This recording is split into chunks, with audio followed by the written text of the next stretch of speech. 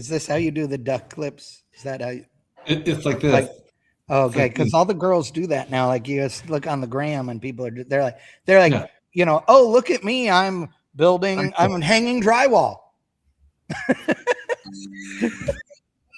This is how I mow my yard every day. Yeah, exactly. Yeah, I'm like, what is wrong with you? Have you had a seizure or something? $20 is $20. $20 Yeah. is Somebody pay attention to me. Somebody. Doug's already regretting coming on here. Yeah, I was gonna say I've spent enough time with Chad where nothing surprises me. Don't worry. that's true. That is very true. You should see Chad and I together. That's even better. It is scary. It is. Actually, all of us, yeah, it would be bad. It'd be very bad. Doug has I'm never allowed to be alone. drinking alcoholic beverages as much as the rest of us do. So Can't be alone with 4 friends at one time without the wife there. Sorry, guys. no, exactly. Well, ladies and gentlemen, welcome to Triple B. We appreciate you guys being here tonight, and the guest of the hour right here down below, Mr. Doug Foley Jr. Dougie Fresh, how you doing, dude? Welcome. Busy. We're busy. We're slammed. It's we're just over a week away from kicking off the season in North Carolina over there in Benson. So we got our hands full.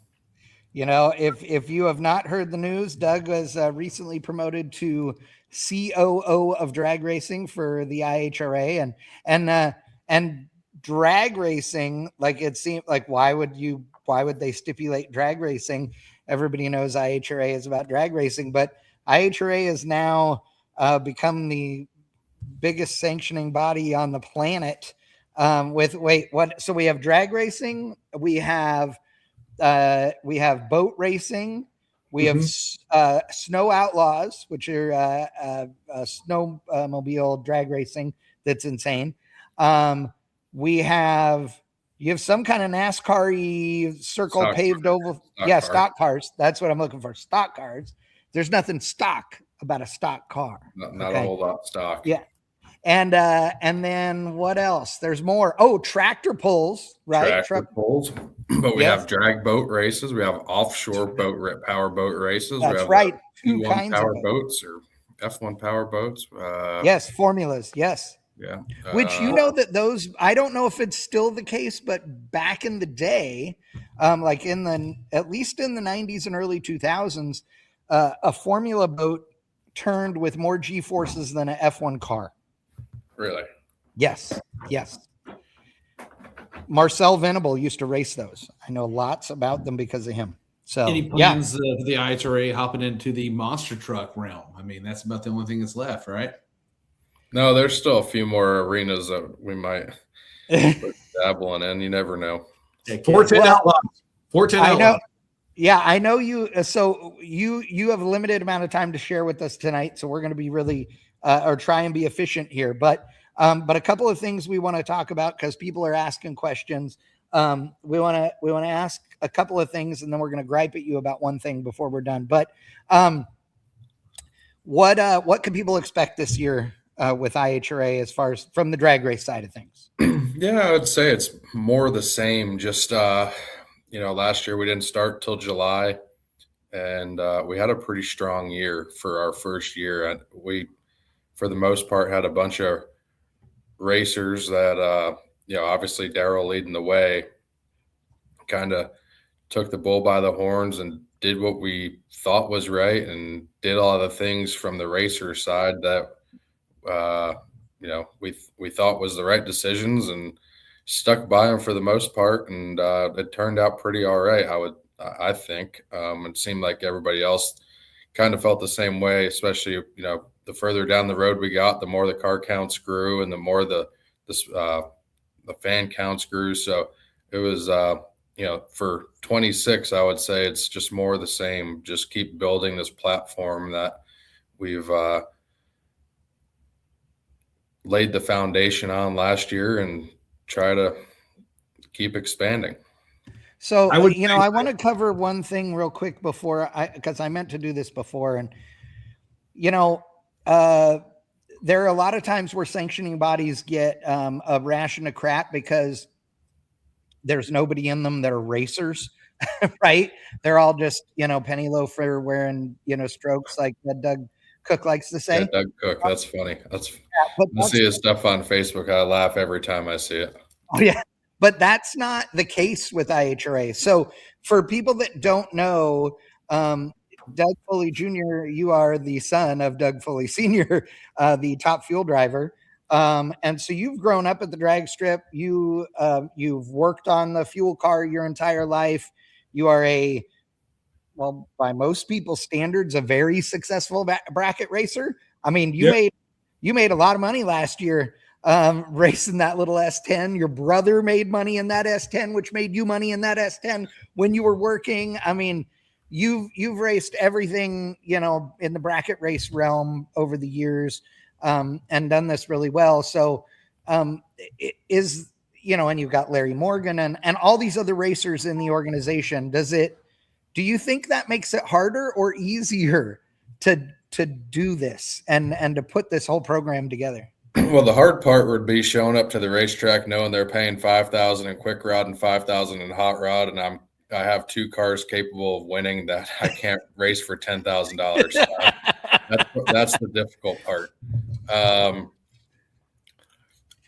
On the business side of things, I think we really do feel like we're a racer first organization. I know a lot of people say that, but there's a lot of people that like to say it, and the follow through is not exactly through the roof. Right.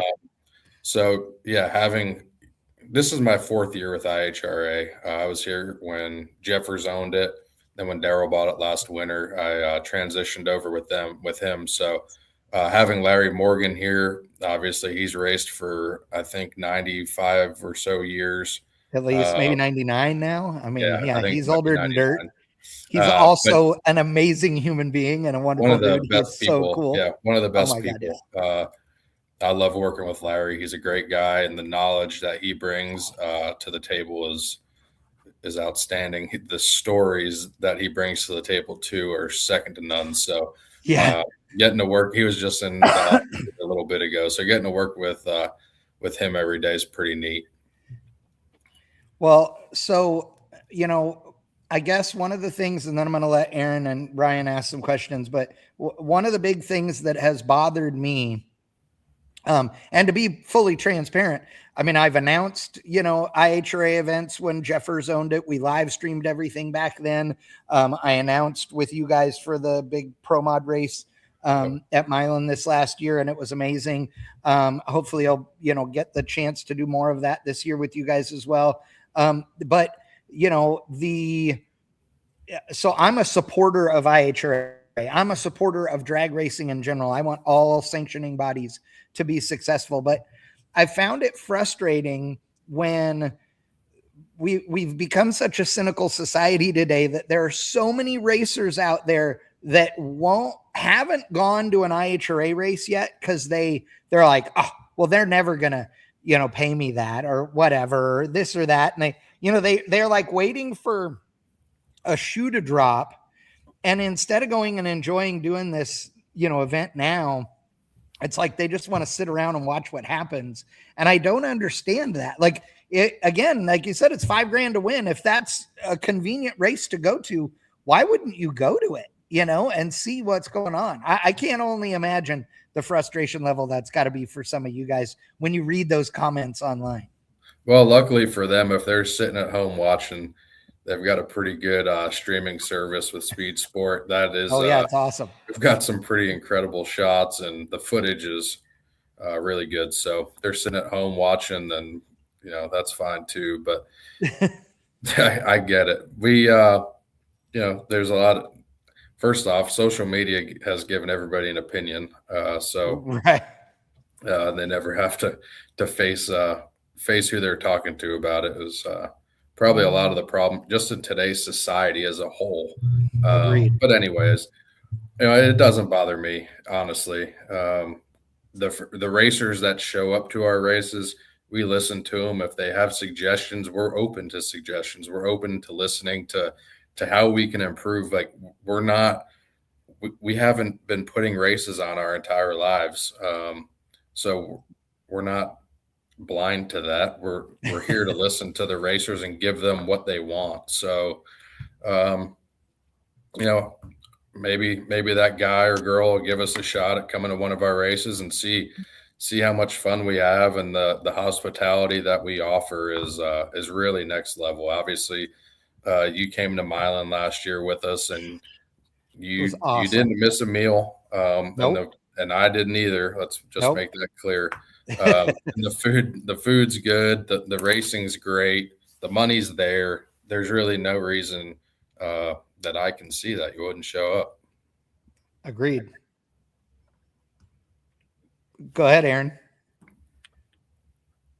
The main reason that racers aren't showing up, and they're keyboard warriors for the most part, is because the inconsistencies of the last decade of IHRA.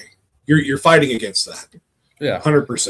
There's been, from the corporate world when they were corporate owned to the influx and everything else, there just hasn't been any consistency. There hadn't been a Nitro Jam in however many years. No pro races. So what is your plan to bring back the consistency? Because that will bring back the racers. Yeah. We have a really good group on the sportsman side of things. On the Super Series side of things, we have such a strong group. That's the grassroots level. That's where your foundation's built. That's where your consistency happens. Being able to provide, your weekend warrior type racers, that consistency of being there, every weekend, having our team finals and our world finals at the end of the year. That's where it's all built on. That's what it's all built on. And then we have our pro-am, national event type deal that it's not going anywhere. We have, I was looking at the pre-entry list earlier. I think we have 30 Mountain Motor Pro Stock cars coming to Benson next week. So I think that, we have full awesome. We'll have full fields in both Nitro classes. We're expecting over 500 cars. So I don't think this, nice. I don't think the skepticism is necessarily as big as everybody thinks, especially when the car counts, the car counts seem to prove it. Yeah, that's true. That's a very good point, dude. Actually, that's one I know where I'm guilty of it is you get caught up in the loudest, one that's screaming on a post. And the reality is that if 100 people comment on a post, there's, 100,000 of them that didn't. So, you're right on that. Ryan, you had a question? Did I answer your question, Aaron? You did. Okay. Mine's more geared towards, obviously I have a kid, he's 14, he races, and he has an S10 that we built for him. And, we did Rocky Mountain Race Week last year, and we went to get our license through IHRA. And the question I have is basically, are there talks about possibly allowing kids in junior street to run faster than a 9.0? Because that's a big thing with us is, he's already been 750s in the 8. He handles the truck like a hoss. And there's all these kids, they run junior dragster, and some of them, they're running 750 or was it 790? I think it's 790, but So I didn't know if there was ever a thought process and maybe lowering that ET to, maybe a 790 in a door car as well. Yeah, it's not been brought up, but like I said, we're open to suggestions. So I'll talk to our national tech director, Josh Hamming, which I'm sure you guys probably know him. Oh, yeah. That's something we can discuss. The one thing that I've learned in my time here at IHRA is I didn't realize, and most people don't, that the insurance regulations on what we do is next level. Right. There is, if you don't have, proof and backup proof and answers for all these questions, you might as well not even bring it to the table. So it's interesting how all this stuff works for sure. But I figured that might be like that specifically is they want to know why you needed to go faster. Right. Well, so for us, it's like we built the truck, and obviously it was faster than a 9.0, and we didn't really intend for it to be that way.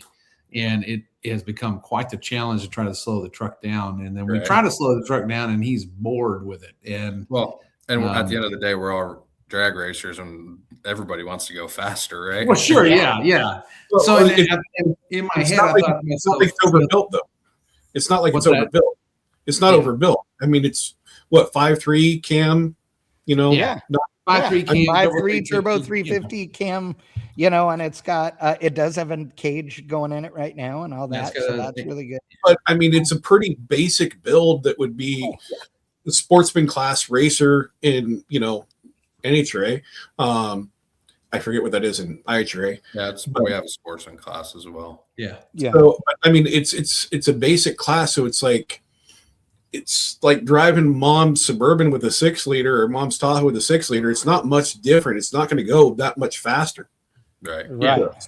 So the argument's there, Doug. I mean, it really is. Well, I love that I love that you even have the conversation, and bring it up because I know the national tech director for the National Hot Rod Association, Lonnie Grimm, and he's a friend of mine. I love Lonnie to death, and I could have that conversation with Lonnie, but because we see each other at events and hang out. But the reality is that most of the time, if you went through the normal channels back in the day, you wouldn't have been able to have those conversations, So I love that. I love that we can have that conversation here and that you can help us understand what the challenges are on your end, because it's not just about going, oh yeah, if the kid's good and the car has a roll bar in it, what I mean? Yeah. Yeah. And I thought to myself, I was like, well, obviously it's children, so you're going to have to be extra safe, right? You need extra safety equipment. That's why we're putting an 850 cert cage in his truck. He's going to end up having a net,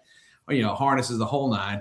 He's got a full suit, neck brace. And I'm like, and then I thought, well, maybe they could do like a licensing type deal like you have to do for Junior Street. License a 9.0, you want to go 790, you got a license. Yeah, you do Junior X or something. Yeah, something like that. Yeah, or Junior Pro.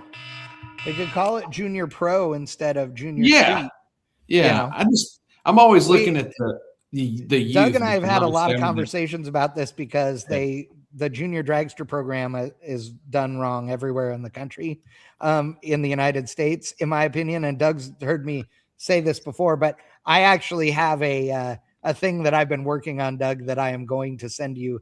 That is what I think would be the framework for how junior drag racing should be in the United States, and could conceivably open it up to tens of thousands more kids to come race. I mean, not just hundreds, but literally tens of thousands of kids that could come race in juniors without a junior dragster. So, well, and see, that's the thing. Look at Tony's comments. Yeah. Oh yeah. Well, yeah, I see it. Oh, go ahead. I'm sorry. Slow. Tony says it's just hard when a handful of the kids are going 790 at 82, sitting 3 inches off the ground. And he says, keep Junior Street slow. The best part of the class is helping kids learn how to have fun in any car. The one above that. Oh, which one? Sorry. I skipped one. In a junior, and then try Junior Street and go way slower and a lot safer vehicle, in my opinion. Yeah. He's essentially okay. I got you. Yeah. Yes, that's right. Yeah, because the junior dragster is an incredibly safe race car. There is no doubt, Yeah. So makes a difference. Yeah, that was just my thought. I just want to hear your take on that, because that's I know some other guys that run Rocky Mountain Race Week have approached NHRA and just got no response. And I understand the business side of it as far as insurance is concerned and things of that nature. I always am looking at, how can we get the youth more involved faster, and because that's what fuels it and brings it up, Absolutely. So that's where my head's at with it. But yeah, awesome. Okay, so one of the other things that's been like the big rumor mill that we want to address, and I don't know if you can answer this or you can't, but there are literally just all these people that are speculating that every IHRA racetrack is going to become an AI data center as well. Now, I will tell you this. You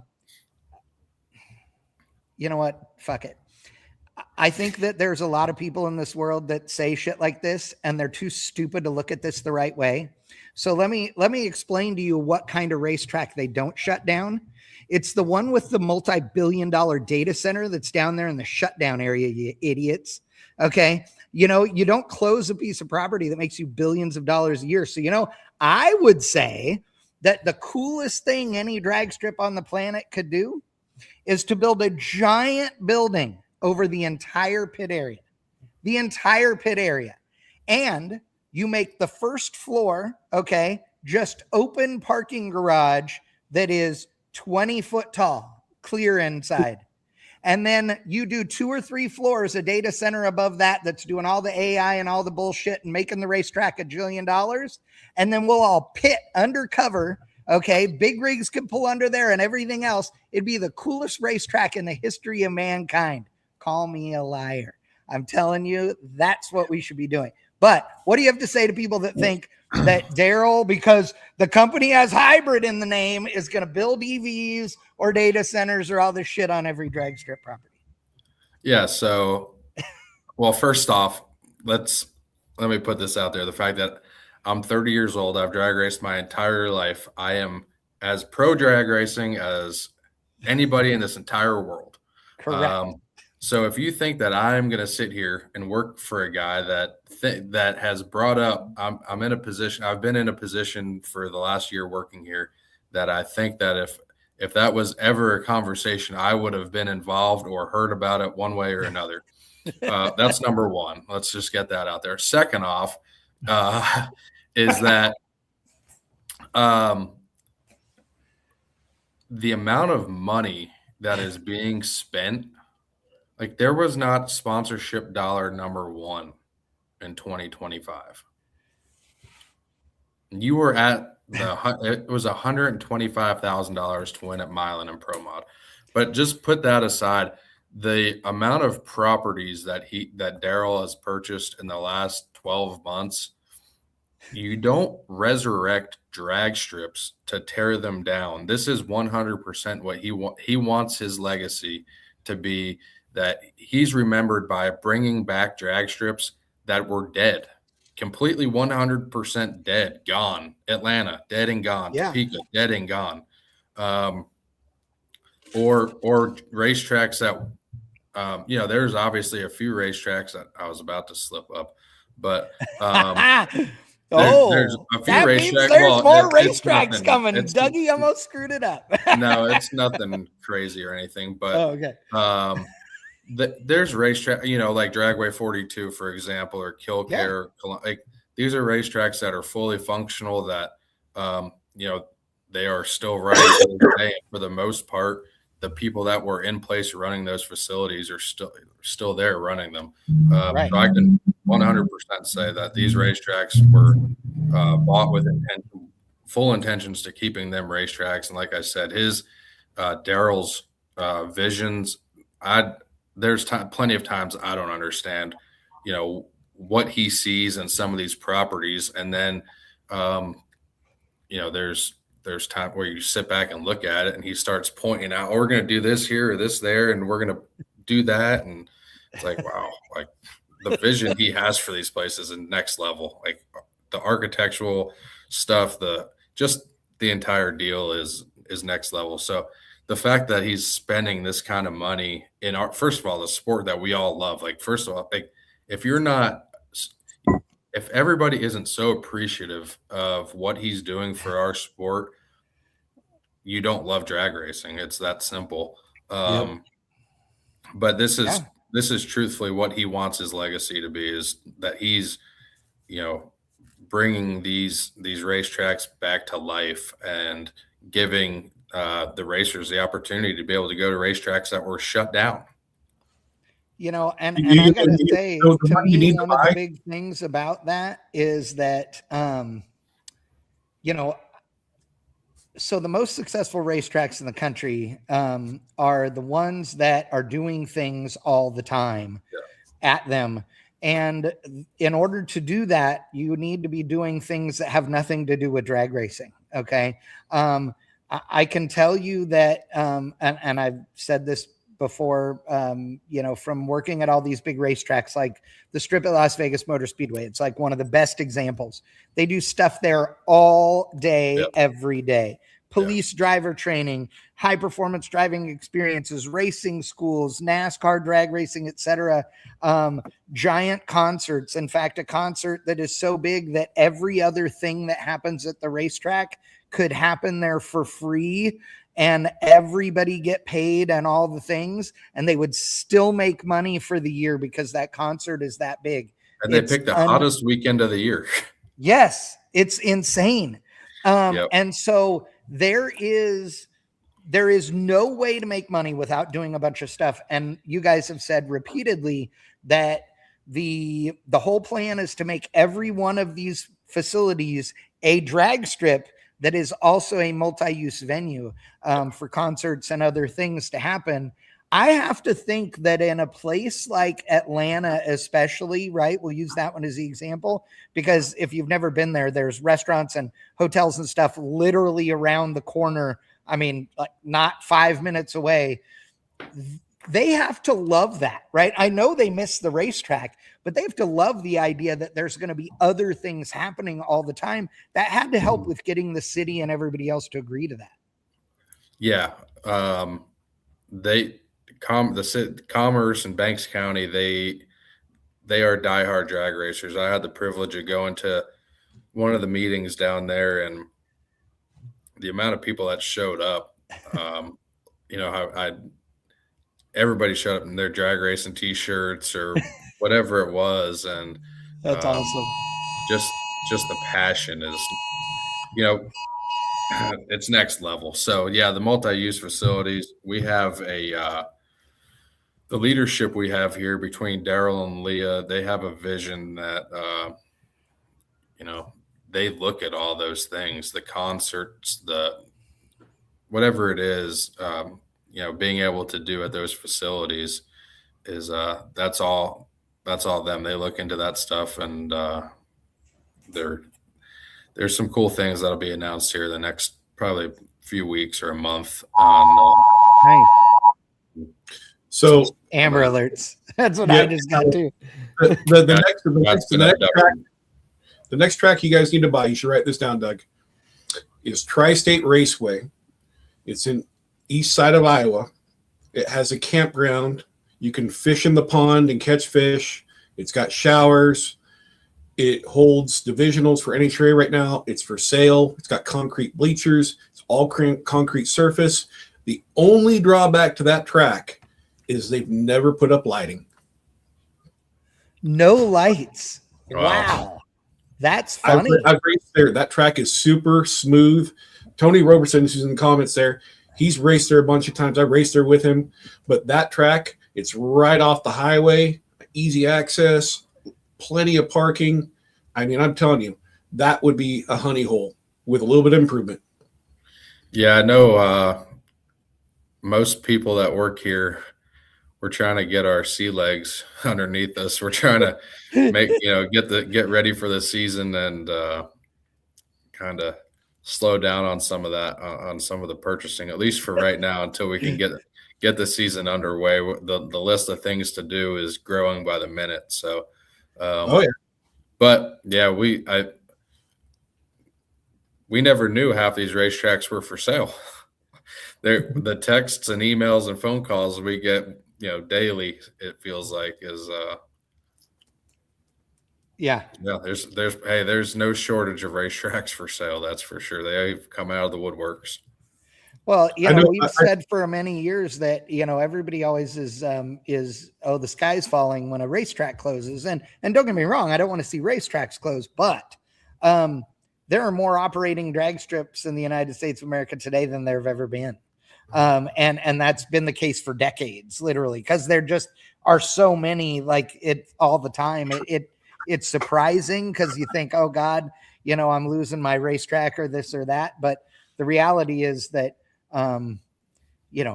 some places that happens and it really hits them hard, but a lot of places they don't. I mean, here in Dallas, we have drag strips all over the place, and another new one going in right now, just down 45 from one that already exists, XRP. And it's just weird, because then there's, places like, what was the Texas not Texas Raceway, the one that was the all concrete one that's now just a truck parking place, not the one. Dallas Raceway Park. Dallas Raceway Park. That's the one. Yeah. So is that what was called Red Line at one time? It changed. No, that's a different one. That was another one. Yeah, that one was about 30 minutes north of me. And you had North Star too, right? Yep. Yeah, that was my other home track. Yeah. And North Star is a hard one to do. Like that doesn't fit for a big, organization, kind of deal. But Red Line is a great little racetrack. That place is cool. Is that one off of 35? Off of 30. Yeah. Off of 30. Or not 30. Yeah. 30. What's the one off of 35 before you get to Dallas? It's on the right by a salvage yard. That's Dallas Raceway Park. Okay. Yes. Okay. Oh, no, wait. Well, there's 35W next to the salvage yard, the old school salvage yard. That's North Star Dragway in Denton. No, that's North Star, Denton. Yeah. Okay. Yeah. Cattle Mills is where Red Line was. It has now been since torn down. There's nothing left of it. It's gone. Really? We probably need to all gone. Wow. We probably need to cut Doug loose, but we have that last question. Yes. Okay. Yes. So the fact that all you guys know what this last question is. We do. I don't know, so I'm excited with you. You do. You just don't know you do. So on a few occasions, okay, I'm going to be nice and just say a few. We have discussed a topic that we think or thought IHRA should be doing or looking at or thinking about. And then within 2 weeks, those things happen. So we feel like we need a royalty on some things, and I'll send you a list. And we want to know who's our fan inside IHRA that's paying attention. Well, let's hear him. Let's hear him. The one that was the biggest, actually, in all honesty, the one that was the funniest because it was so quick was fuel altereds. Aaron brought up fuel altereds, and dude, literally, I mean, was it even a week later, Aaron? 2 weeks later? No, it's about a week. So I was like, you were saying that, they're all on the West Coast, they won't get them, blah, blah, blah. And I'm like, but the crowds will come for fuel altereds. You got to get fuel altereds out there. All of a sudden, IHRA is bringing fuel altereds. I'm texting Ted. I'm like, what the hell? No, I can tell you for a fact that had nothing to do with you guys, because the guy that decided he was bringing fuel altereds doesn't even have social media. So.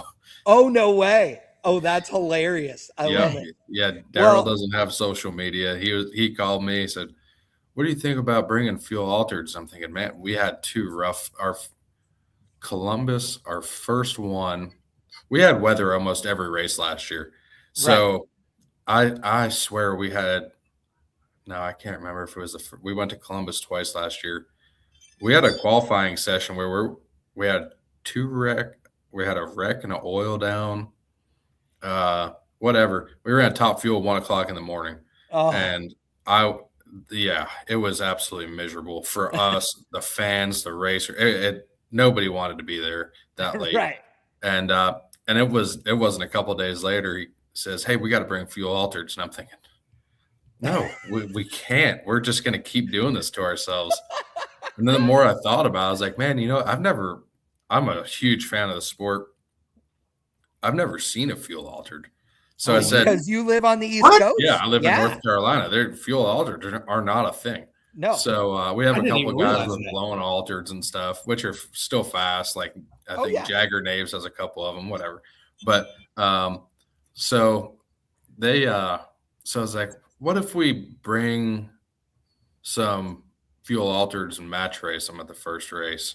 Yes. Like, okay, yeah, cool. And there's a couple other guys involved, and like, yeah, that's cool. Let's do that. And then it wasn't the next race. We had, I think, 12 fuel altereds and header flames above the wings, and I was like, okay, I can get on board with this. We might have to start earlier in the morning to make sure we can get done by 10 or 11 o'clock at night, but I'm in. And that is the key. When you said the words match race, that is the key to success. That is the one component that drag racing is missing is the match race madness stuff. That is so cool. Oh, yeah. Yeah. Well, part of the problem, well, that's really not part of the problem. The entire problem is the fact that everybody has priced themselves out of drag racing, especially when you start pouring nitro in the tank. The cost of cost per run is extremely high. So just getting, first of all, getting a promoter to be able to spend that kind of money to get that guy in there. But at the end of the day, they're still so expensive that, even with a top fuel car, if those guys are showing up and getting paid $20,000 to make 2 runs, they're not making anything. By the time you pay for the travel to get there, the crew guys, and then whatever's, the parts and pieces, even if you don't hurt anything. It's funny because you were breaking up a little bit there, Doug, but I understood that I think one thing that people don't understand is just how expensive it really is to run a fuel car. And your dad has been racing fuel cars for a long time, but not full time for all these years. He never had some, $10 million a year sponsor or any of that stuff. Like, you guys have been a privateer team your entire life. And that's real money. And your dad wasn't the guy that was going to bankrupt the family to do it. Right. So he works his ass off to make enough money to be able to do it, but it's expensive. So $10,000 a round, which is what, I don't remember. Does NHRA pay $12,500 now a round, isn't it? Or $11,500? I don't, to be honest with you. It's something like that, but it was $10,000 for a million. Yeah.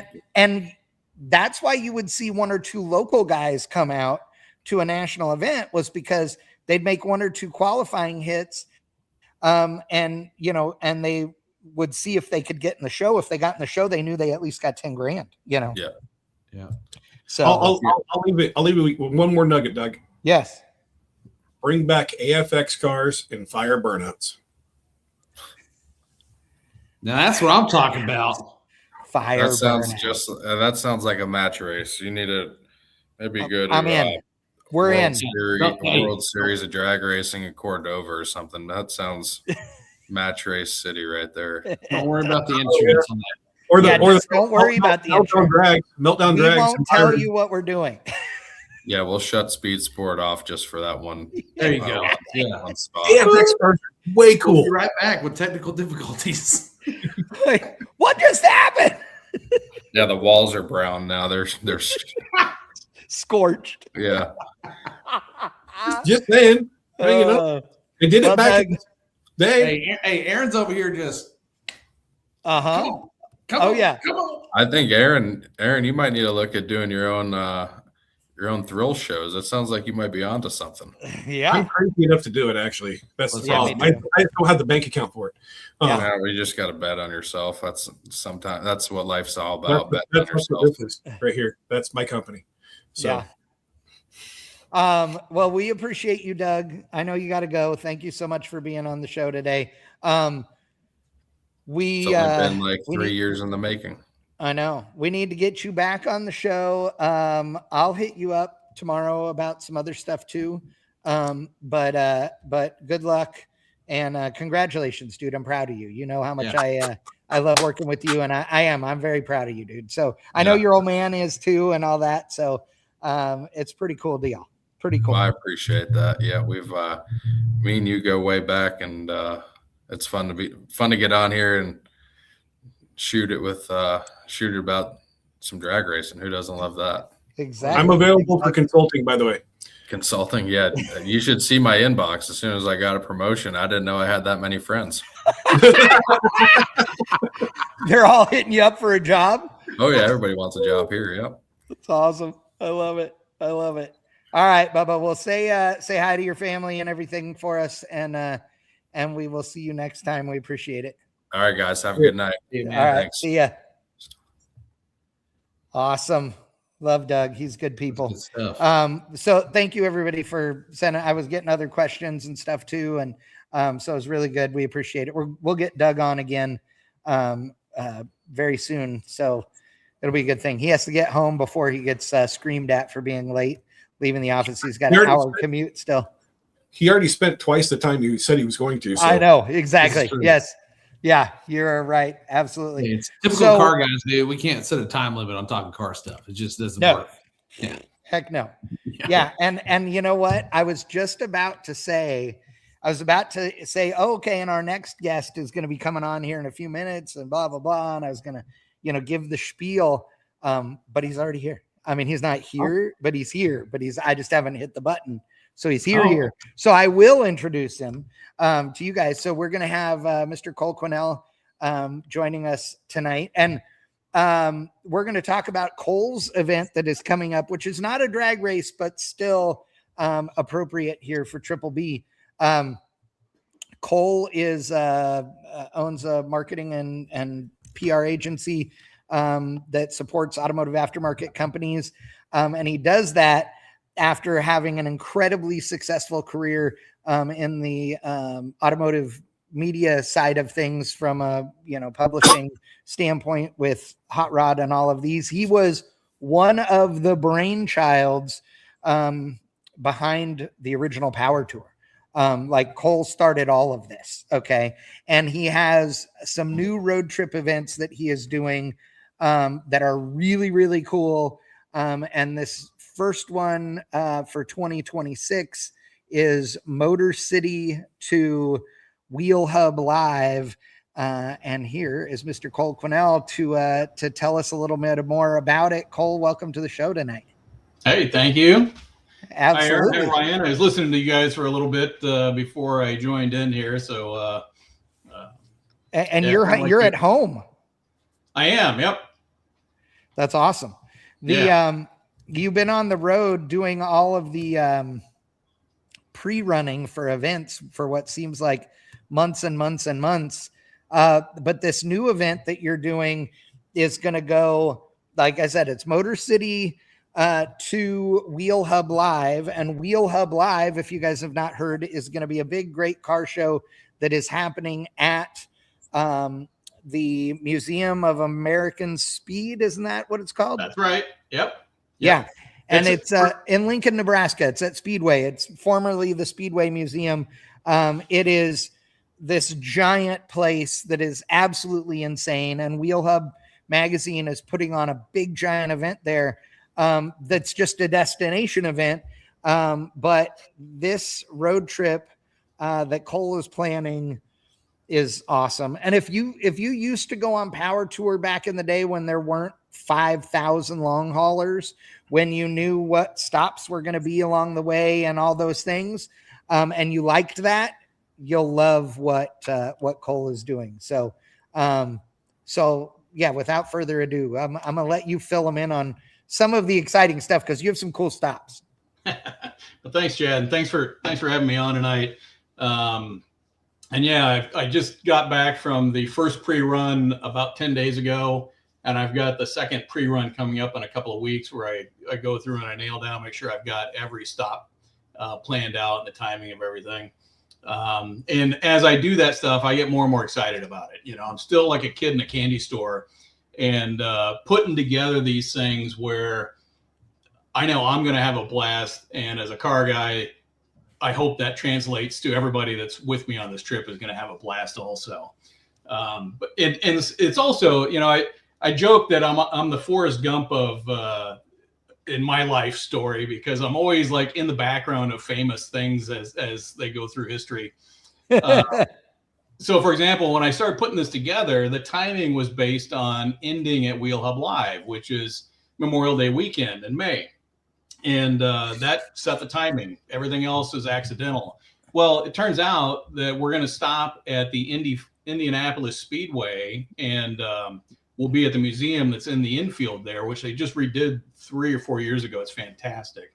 But we're there. I haven't been there in probably 10 plus years, and it was amazing then. But you said it's all been updated, and that's awesome. They did such a fantastic job there. A lot of times something is redone and it's like, okay, it's all new, things are rearranged, there's some new things, but they really did a fantastic job there. I've been to it twice since they've redone it, and I'm looking forward to the third time, So I think that speaks to just how well it is. You can go back to it again and again and still do things and enjoy it. But we're going to be there the week of Indy 500. So there's going to be Indy 500 activities going on around us. But I made sure that we're still going to be able to drive, under the racetrack into the infield to get to the museum that morning. So, because for people that don't know, I'll pull a photo up here in a second and maybe in show, but there's a big roundabout thing in front of the museum, and like being able to pull your car up there and get photos and stuff is pretty darn cool. Yeah. Yeah. So, I mean, that's one example. And we also, I haven't put it on the website yet, but I've been working with Ken Lingenfelter. We're doing a day in Detroit before we start driving. So it is the first day of the event, but technically we're not driving anywhere. And we're going to be at the Henry Ford in Greenfield Village in the morning and early afternoon. And then in the evening, we're going to have a private function at the Lingenfelter collection. So have you been there before, Chad? Okay, yeah. So I have. I've worked with Lingenfelter, with Ken and them pretty extensively, and that is also an awesome one for all of our drag racers that are watching. If you haven't been to the Lingenfelter collection and you get the opportunity, like, go check out their website, and they have events there and stuff all the time. I mean, obviously it's the company that John Lingenfelter, started. And, Ken is a real live Lingenfelter who, grew up around John and wanted to carry on the family legacy with the company and all the things. And so Lingenfelter Performance is alive and well, and it's all because of Ken. And yeah, it's a neat place to go to as well. There's some really neat cars there for sure. And it's a very diverse collection. I mean, he's well known for Corvettes, and there's plenty of Corvettes in there, including a prototype Corvette before the launch in 53 or 54. But anyone's into cars can find a car in there that they really like and want to get to know better. Oh, absolutely. So yeah, so we're going to be having dinner there the first night of the event and our last night here in Detroit before we hit the road. So, but I'm still putting together little details along the way and making sure that everything's going to go smoothly. Last year, the feedback that I got was people really liked that I had everything planned. I knew where we were stopping for gas. I figured out gas stations that could accommodate our size group. It turns out to be every 60 to 120 miles. So there's plenty of stops for breaks. No one's having to peel off in the middle and take a break. I want to make sure that people understand too how much work you put into choosing these, these stops. I mean, you guys on the trip that you guys did last year, which was the, Route 66 anniversary trip. You guys went to a microbrewery that was located inside a wrecking yard. That's insane. I love that.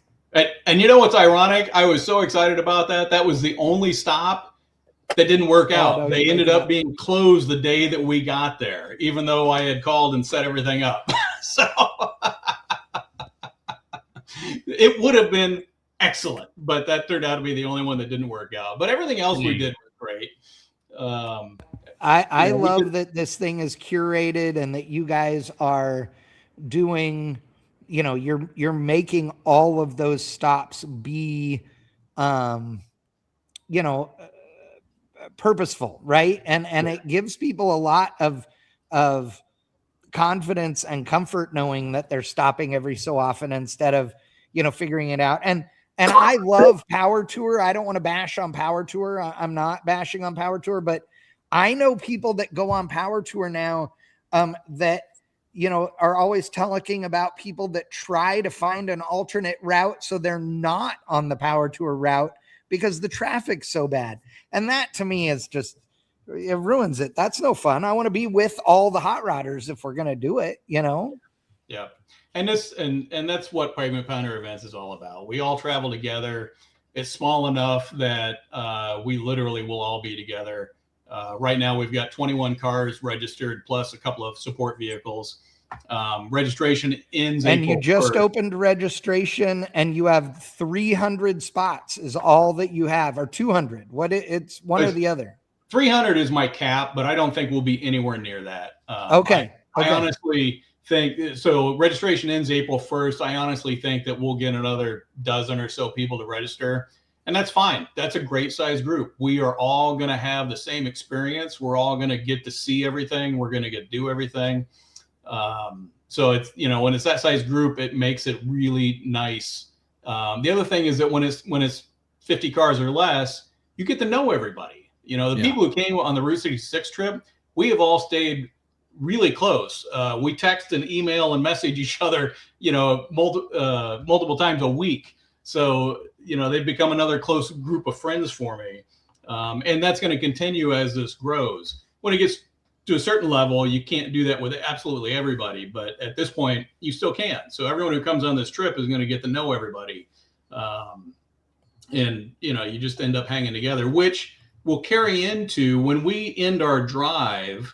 The event's not over, because we then become part of Wheel Hub Live, which is a multiple day event there in Nebraska.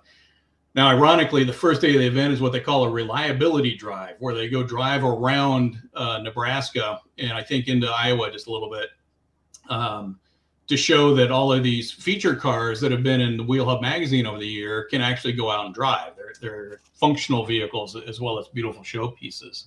Which is kind of amazing, because those cars are insane how nice they are. Just exceptional builds. And so we'll be with them and part of that drive. And then the next day is at the American Museum of Speed. And they've got all of those cars on display, and they're competing for awards. But we're going to be there with our vehicles on display as well. So it's kind of cool, because we're driving across country. By the time we get there, we're going to be a really formed group, tight knit, and then we're going to hang out for the weekend basically at this event. So go ahead, Ryan. Oh, it's Aaron. Oh, so sorry. What kind of diverse vehicles do you get on this trip? Do you have a bunch of late models? Do you have some early cars? So what kind of trucks? Yes. So right now our oldest one is a 1951 Ford. And we've got some 60s muscle cars. We've got a 95 Tahoe, and a Bricklin, a 1975 Bricklin. Oh, my dad had a Bricklin SV1, man. They are interesting vehicles. I always love those cars. They're something else. That's awesome. I love that. So we've got a lot of diversity, and then the other people that are coming back from last year, we've got Brent and Sharon are bringing their Suburban, so 3-door Suburban, LS conversion, AC, cruise control, really cool driver. And then Jason and Lucia Taylor are bringing their, I think it's an 86 C10 that they've got. Nice. And then another couple that came with us last year, they brought a Valiant station wagon. But this year, I believe they're bringing their Pontiac convertible. That's a 70s Pontiac convertible. So kind of a cush cruiser, if you will. Yeah. So they've got all kinds of vehicles. So if that plan A doesn't work out, they'll have B or C or D to bring.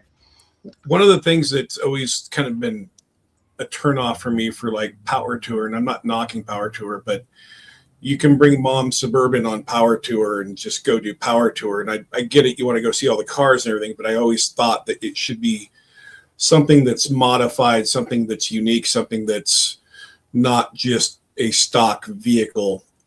Do you allow a stock vehicle? Yeah. So I thought about this a lot about, do I want to set parameters? And I really don't. A car person is a car person. I mean, I don't know if it's a dirty secret or not, but in addition to my Chevys and Fords and Jeeps, I have Audis. And, if somebody wants to sign up with some bitchin', S4 or a BMW M series, come on out. If it's about cars.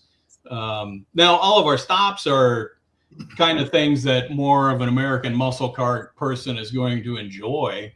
But we are going to the Indianapolis Speedway Museum. I mean, that's something that a small block Chevy guy can't really relate to. So that's true.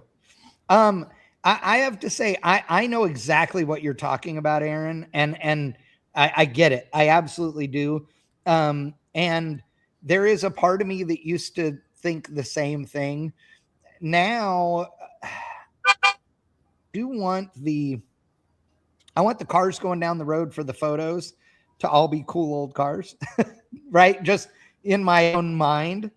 But at the same time, I figure if somebody wants to go on this trip and they go and they enjoy all these stops, and let's say let's go to the, ridiculous and say they were in a, Chrysler Pacifica minivan. If they go and they have so much fun that they're like, oh my God, we have to figure out how to build ourselves a hot rod or buy an old truck or whatever. If that's what it takes to get them, there, then I think it's a win too, Yeah. And I think that if there's not a limit on the people, going, that would be the deal. I guess I would say if you had, your 300 maximum and you had 20, brand new cars, and then you had 10 other people that tried to get in but couldn't, and they were in, a 68 Mustang and a 69 Camaro or whatever, then I would say I'd want to see the old car get to come too. But, I absolutely see where you're coming from, Aaron. Yeah. And you make a great point.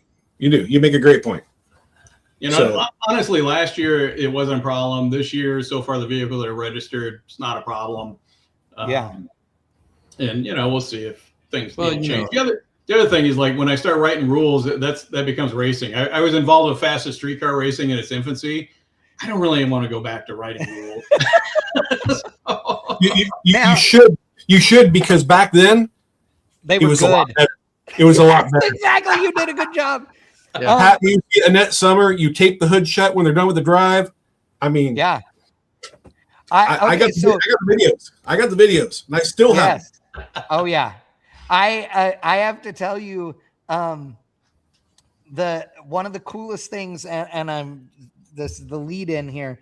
One of the coolest things though about what you're doing is the fact that this isn't going to be an every year Detroit to Wheel Hub Live. This and your events are not necessarily 12 months apart. In fact, your last one was in November. So October, November. So what are you doing? Fill people in on how this is working. So my mission, if you will, of Pavement Pounder events is do one cool road trip per year and a different road trip every single year. That's one of the things I wanted to stay away from was repetition, where you end up going to the same city or the same routes year after year after year. Because that's boring and there's so much to do. I'll be really happy if I do so much in the United States that with these types of road trips, I'm like, oh, darn it, I'm going to have to go back to something else again, Yeah. But, right. So it's either going to be about a key destination. Last year, it was a combination of SEMA as the destination and Route 66 as the route. Some years we may just have some killer drives that we want to do. Tail of the Dragon's been very popular, so I probably won't do that anytime soon. But that's a great example. It's like, that is an awesome drive. I want to go drive that route, right? Well, there's other roads in the United States that are just as cool that might not be as well known. So I might string together some trips that are just about the drive and the beautiful areas that we go to. But whatever the trips are going to be, they're going to be something that appeals to a gearhead. Now, what kind of gearhead? Well, it's going to be me because I'm the one put this together. But it could be a big show. It could be some automotive event. It could be some trip through history. I mean, Route 66 was great. I'm glad that we did it last year. This year's going to be very crowded along the route. So everything is going to be a little bit overwhelming, I think. Oh yeah. But you know, I it's will those sorts tell of you things. that you inspired a bunch of people. You must have, because I know a bunch of people that are going on Route 66 trips who never in their lives have ever said they wanted to, and they heard about the anniversary and they heard, oh, all these other trips going, you know, and so yeah, it's pretty cool for sure. Yeah, it's 100th anniversary. I mean, it's a great time to go on it. But I very intentionally did it last year, so we'd be ahead of that, and we enjoyed that. And especially doing it late October, heading into the SEMA show, we were in the off season. So when we pulled into places, it was only us. You know, we ate dinner at Rock Cafe in Stroud, Oklahoma, which is a great place, but usually it's an hour or two wait just to get in the door. I mean, they've got a line set up outside that's like a ride at Disney World. And we just walked right in. Yep. So it was a great way to do it. And I like, you know, Chad, you've known me a long time. I do not like waiting in lines. So I put together trips where my group's not going to have to wait in line. We are going to skip the line passes whenever we can, and avoid the line and have a great time. So tell everybody what car you took on the trip, on the Route 66 trip.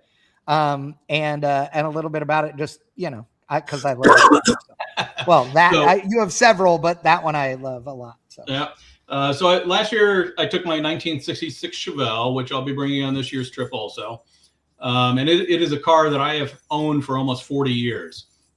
Now, last year's trip, the guy who owned the car before me, he and I were friends in high school, and I got the car from him right after high school. And what I got from him was a roof, quarter panels, and frame rails, and that was it. Every nut, every piece that could be removed from the car had been removed and transferred onto a 67 body that he had bought. And then I bought two parts cars and put it together from there. He lives in Alaska now, and he owns Sunrise Aviation, which they charter trips for people if you're doing hunting or business trips or fishing or whatever. He owns a float plane and a Bonanza, and he can fly you anywhere you need to go in Alaska. But since it was off season, he was able to come and join me. So it was really cool having the guy who owned my car before me along with me on the trip in the passenger seat, and he drove for a little bit. That's awesome. So that car I redid completely 15 years ago, body off frame. Tony Gruskowski at ABC Performance, him and his son TJ did the paint and body work on it. They redid the chassis, did a mini tub job on it, run 295/35 rear tires under it, and built it to compete in the Optima Street Car Challenge. And I was fortunate enough to be able to do that one year. So now, you know, whereas when I was in school, it was a street race car and only about straight lines. And now I road race it, autocross it. Ironically, it's not been back on the drag strip since I rebuilt it. But I enjoy driving it on these trips. A couple of things that people like to give me a hard time for is the car has never had windshield wipers. And so when I rebuilt it, I had Tony take the nubs and everything off the cowl. So there's nothing there whatsoever. Most people don't even notice that there's no windshield wipers because there's no pieces of it left. Right, right. Unless it's raining. And then they're like, oh, wait a minute, you're missing something here. Yeah, right. But the car also has no heater or defroster. And this year that ended up being a little bit problematic for me. It's a little chilly. That's awesome. Well, I will tell you that my 69 Camaro that's right there has not had windshield wipers on it since 1970, probably 76. It was an IHRA stock eliminator car, you know, since then.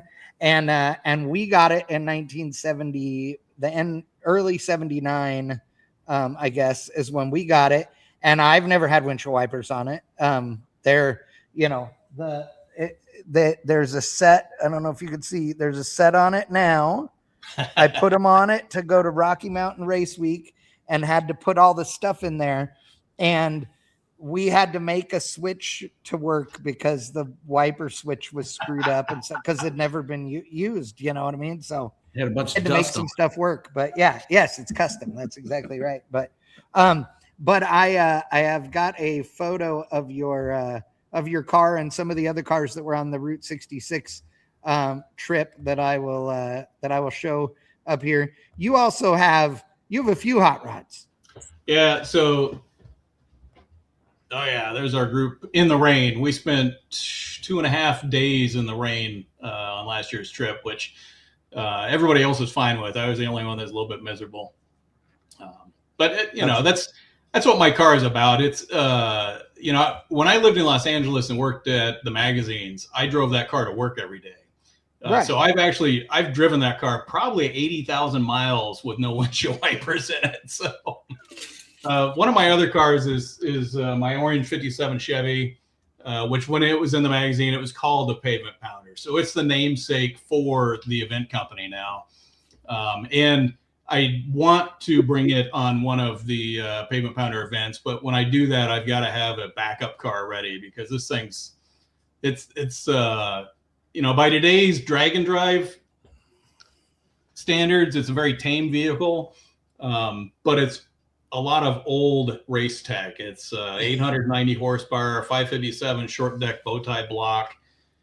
The cam, I put as small a cam as I could in it without completely redoing all the valve train, so it's still not small.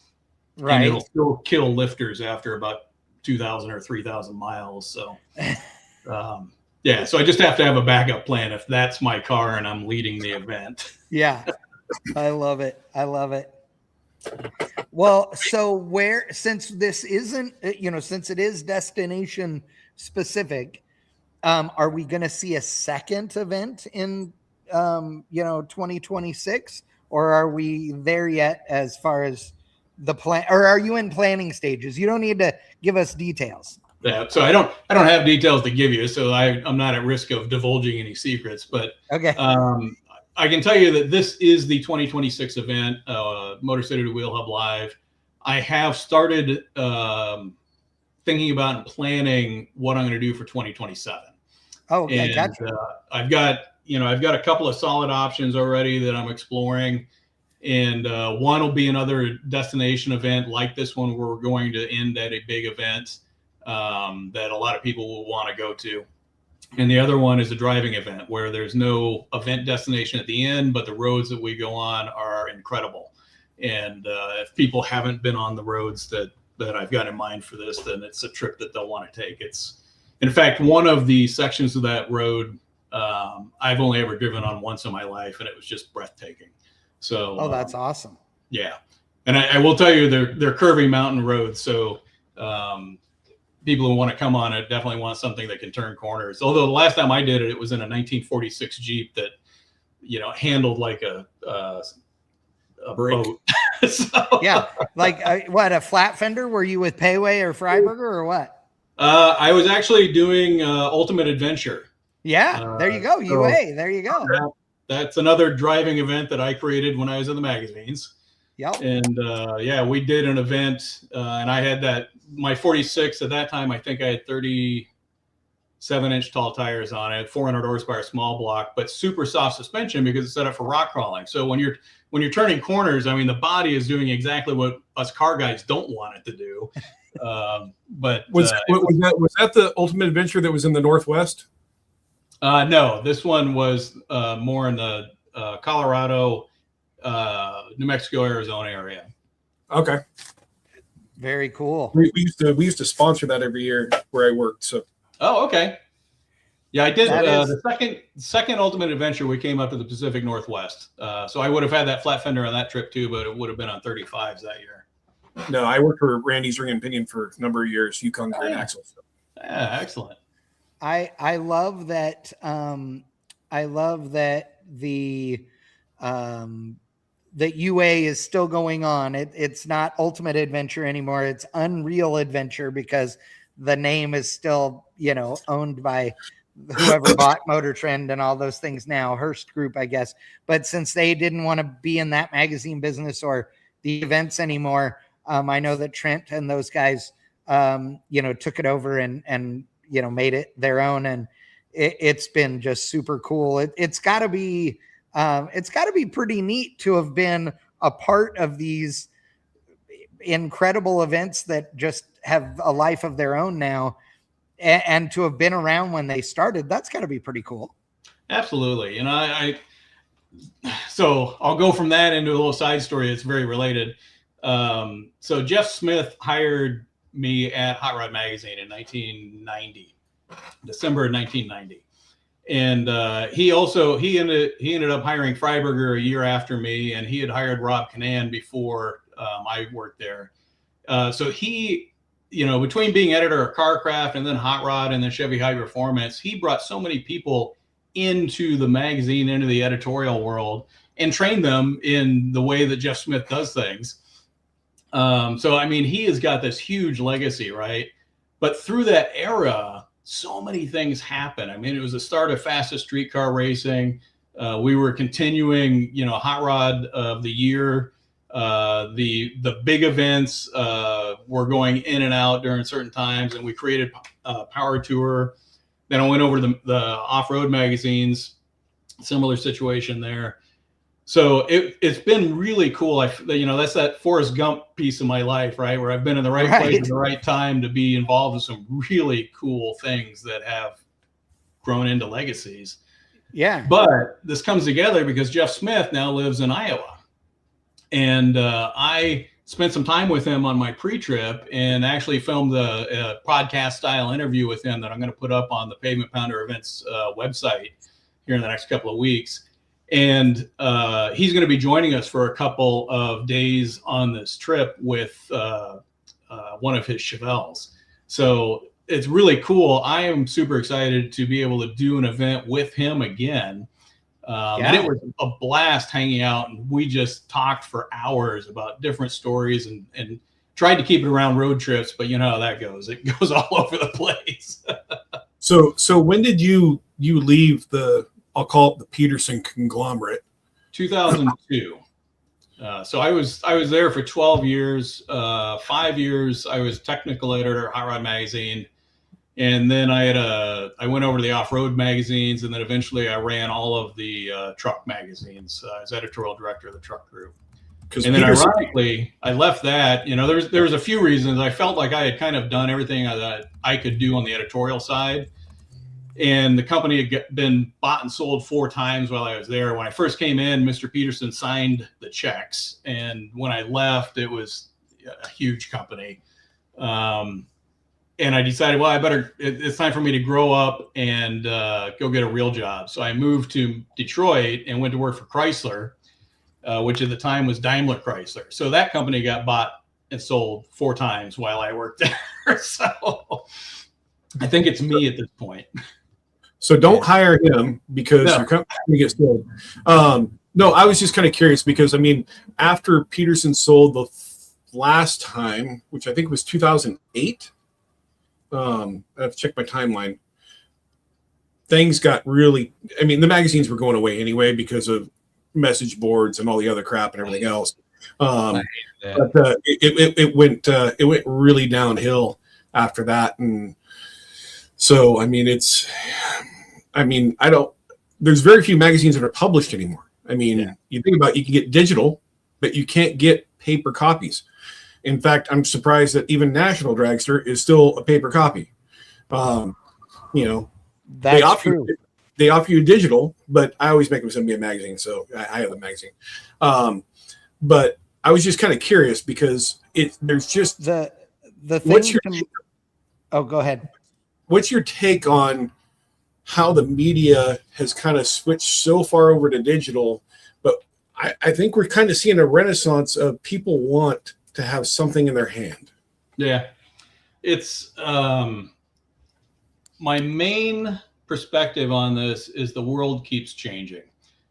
You talk about the automotive industry and the changes you've seen in 125 years, and then you look at what you've seen just in the last 25 years. It's incredible. So the technology is accelerating, and the change accelerates with that. And so, as the internet grew, when I started Hot Rod Magazine, there was not an internet. there was not email. So you communicated through paper, whether it was mail or magazines or whatever. And you had TV and radio as well. But in the automotive industry, Hot Rod Magazine was it, right? And the family of magazines that it had grown into. But that's it. That's just simply changed. Now, I am really happy to see, number one, Hearst owns Hot Rod now. It's a quarterly magazine, but I have high hopes that they are going to be doing some great things with that and at least maintaining it. I had fear for a while that brand was just going to go away as a business write-off. So I'm really happy that it has, it is going to continue, and it's owned by a publishing company now. So, and at the same time, we've seen other things. Now, Wheel Hub Live Wheel Hub Magazine is not a new magazine. It's been around for quite a while, but it has found a niche in people that, number one, want to hold paper, and number two, want incredibly rich content. Now, their incredibly rich content is beautiful photography of fantastic high-end builds. Right. And that's what sets them well. apart is the quality of the paper that those photos are printed on, and then the quality of the photography, because everybody's features in that book are the photographers that are the best of the best. And it's everybody told, Rob and all those guys that they were nuts and that it would never work. And one thing that they didn't factor in was the fact that all of these guys were losing their livelihoods anyway. So they had nothing to lose. Right. I mean, They didn't, you know what I'm saying? I mean, their business was going, getting smaller and smaller and smaller. And instead of waiting until they were on unemployment, they went, screw this. We're going to take it into our own hands, and we're going to do something at another level. And I think the closest thing to what they were doing forever was like Rodder's Journal. And this is, and Rodder's Journal is amazing. I feel like Wheel Hub and the associated other, titles that have come from that are another step above that even. It's amazing. And the key difference is that the team that does Wheel Hub, at a certain level, they have to make some amount of money. Yeah. But they don't have to make 25% more this quarter than they did last quarter and the quarter before that and the quarter before that. It's because they're in business because they love it. They love the industry. So as long as they are all making enough money to satisfy their needs, that's enough. Yes. I get what you're saying about technology, but the same goes true that everything that is old is new. So you see the trends come back around. You're starting to see more and more mini trucking. You're starting to see more and more pro street. Some trends are coming back around. Pro touring kind of died for a while to a certain extent, because I don't call the resto mods really pro touring like they were back in the day. Horsepower is way easier to make than it was 20 years ago. So everything's got horsepower. I mean, 400 horsepower, that's mom's Suburban. It used to be, I had a 400 horsepower in my Camaro, and it's a street car, and it was a great thing, but you're seeing a lot more of these older trends come back. And I think that everything's cyclical. You're right, but with a modern twist. Yeah. So you're seeing more Detroit steel wheels on vehicles rather than, Boyd Coddington mags. There's certain things that it's just a kind of a twist on things. It's still a 22-inch rim, but it's steel and it's powder coated. It's because we as humans, we always yearn for yesterday. As I'm listening to Cole talk about, when he started, I'm remembering back to, I'm the youngest one on here. I think I was not in 1990. I was 7. Okay. and I remember in 1990, I bought, sorry, I didn't mean to bring up bad stuff, but I bought my first. I'm sorry. I didn't. There you are again. I'm so sorry. No. I'm sorry. I didn't do anything. I swear to God. I'm too old to know how to push the button. You guys, you guys are seasoned. I'm the immature one. Okay, that's what I'm saying. The most immature one. No, you need to get to the drag strip when we're drinking. We're very immature. No, but I'm listening to you talk about this stuff, and I'm remembering back to the first time I bought a magazine, and I was 7 years old. And it was a Hot Rod magazine, and and I kept my magazines, and I used to love when it was time to go take a deuce because I was in there for 40 minutes reading about the hot rod that I'm going to own one day. And, my son, he's 14, and he gets all of his racing stuff from, I finally allowed him to have a Facebook, but it's only, garnered towards mostly his racing stuff. And, every day he's showing me stuff, and I kind of like, man, I really like, I wish my kid had those moments where you're just sitting there reading a magazine, because there's nothing like turning a page. I remember going to the grocery store with my mom, and I could not wait to, get the new, what it was popular hot rodding, or I loved Carcraft because that was always like the more of the reality for me, like, yes. I've got all these hot rod magazines all the way back from the 1950s. I bought my 64 Chevelle when I was in high school, and it came with a giant box of all these hot rod magazines all the way back to 1959. I still have them. And occasionally I'll go read through them. And it's like what you're saying is like, you see the resurgence, and like somebody my age who got to feel both, like, and had to live both. God, I yearn for that again, because the work that you guys did was amazing. And I remember seeing reading the first article about the Power Tour, and all I could think about was, man, I cannot wait till I own a 69 Camaro so that I can go on a Power Tour. I want to do the Power Tour. Yeah. And in 2015, I didn't go on a 69 Camaro, but me and my then 5-year-old son hopped in my 85 GT, and we went like 3 legs of it, and it was awesome. It was awesome, and that's part of how I reconcile it, because I do, I yearn for old. Everything I own is old. I live in a house that's 126 years old. Everything I own is old. Mm-hmm. But you got to live in the reality, and the reality is things keep changing. We couldn't do this 40 years ago, right? Sure. Everything. The only way we had this was if it was written, and everything you write is space constrained. That's one of the things, Jeff Smith like pounded into me, is like, you got to cut this in half. You can only have 15 photos in this tech article, and now online, if I need 30 photos. In fact, it's funny. I've had Jeff write a couple of articles for me. He's like, how long do you want it? I'm like, just write, I can fit whatever you can write. Yes, so, exactly. We don't care anymore. And it's funny. I went, my first Power Tour was 2000. Okay, Ryan. Like me and my buddy Sean flew here to Dallas. I lived here back then too. He flew to Dallas from Northern California, where I grew up. We got in our 94 Corvette convertible, and then drove all the way to San Bernardino, California, which is in Southern California, to start Power Tour. Awesome. So we drove all the way there. We did Power Tour. Well, we sidetracked to Vegas first and then down. But anyway, San Bernardino all the way to Panama City Beach, Florida. Okay. Yeah. There were, I don't remember, there were like 40 of us or 50 of us or something that ended up doing the long haul. Whatever it was, maybe it was 30. It was a very small group. Okay.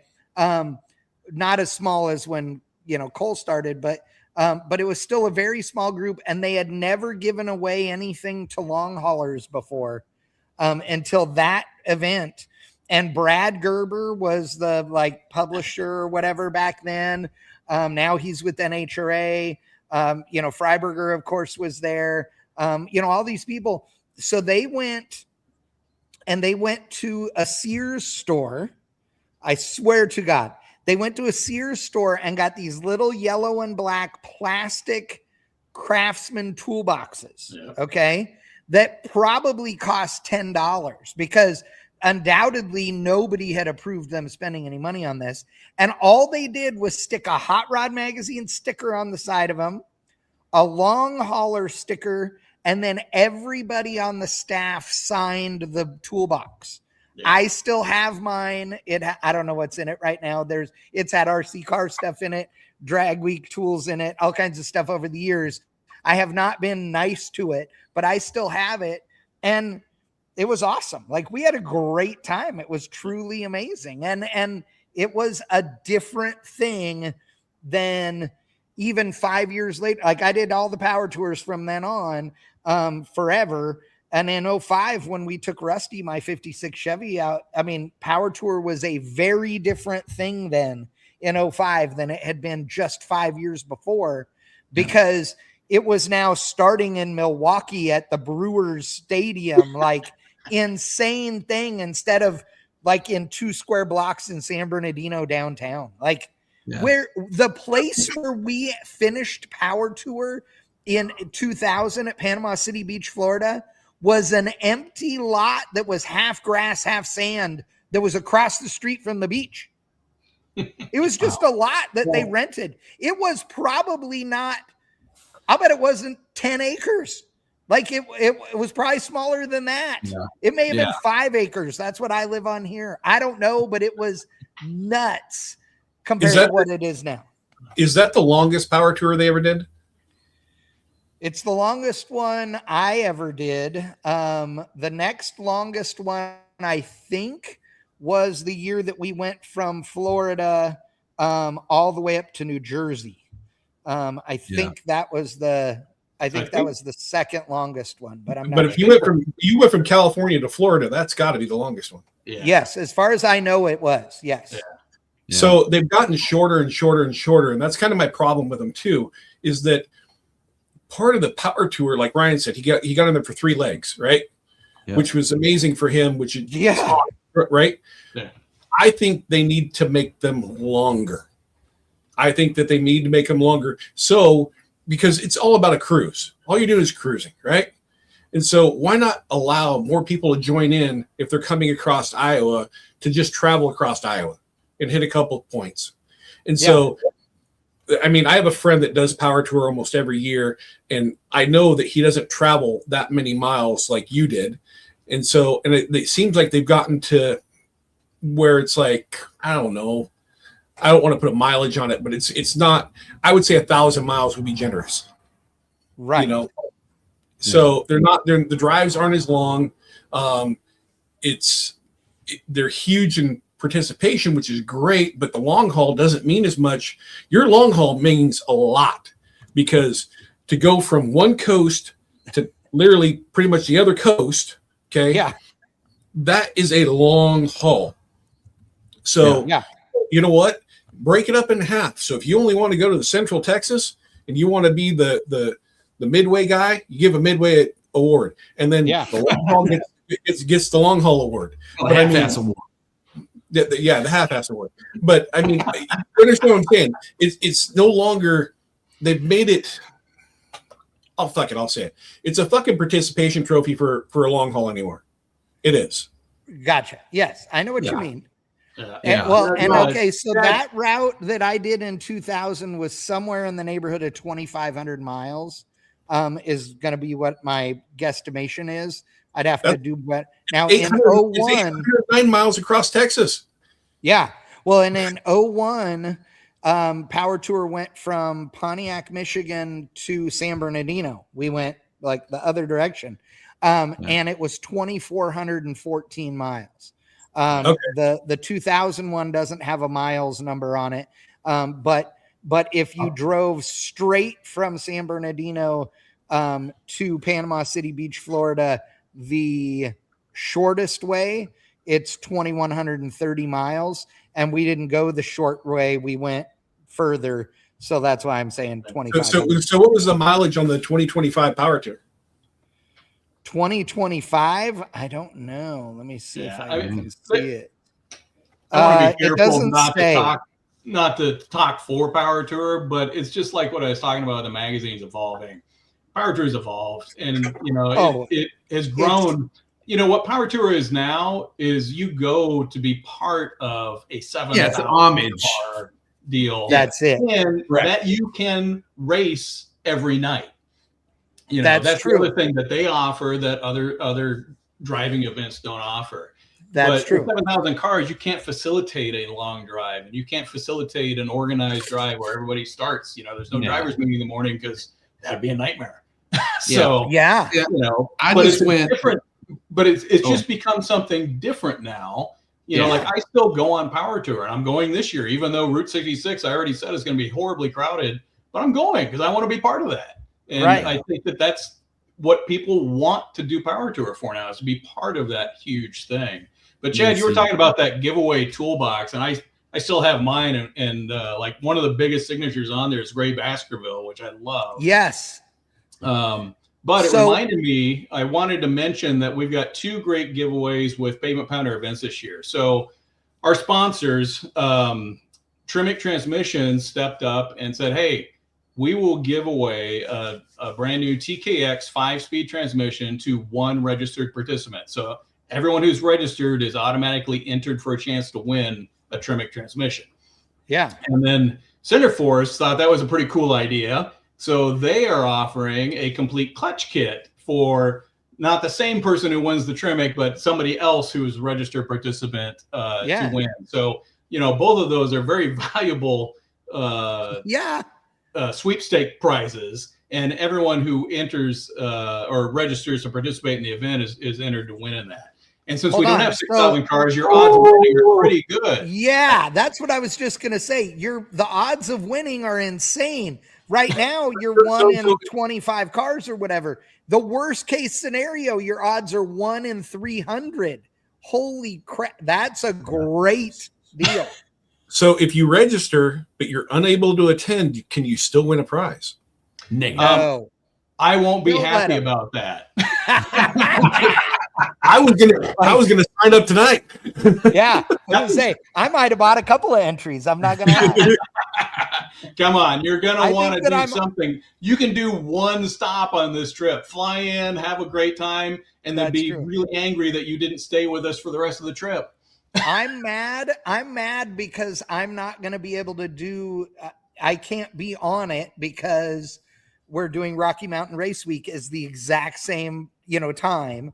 I will have somebody else there, but I'm sad that I won't be there. Especially because for part of it, we're going to be actually sort of close because we're going to be in Great Bend, Kansas and all that area. And it's really not that far away from where you guys are going to be, And so it sucks. I'm mad about that part, but I'll be on the next one for sure. And I have to say, everybody that's out there, we are thrilled to death to be a part of this. Bang Shift is official media partner of these events, and I could not be more proud. I whether Cole was on here or not, I would be saying the same thing. He does a great job. He is incredibly well respected in the industry. And he has all these cool stories and cool cars, and he's done all this fun stuff. So when he asked if we wanted to be a part of it, I was like, yes, immediately. Like I don't think he even got it out of his mouth. I was like, yep, we're in. What do we got to do? So it's really cool. I'm really proud of you, dude, because I know how much work it takes. I am working on my drag and drive event right now.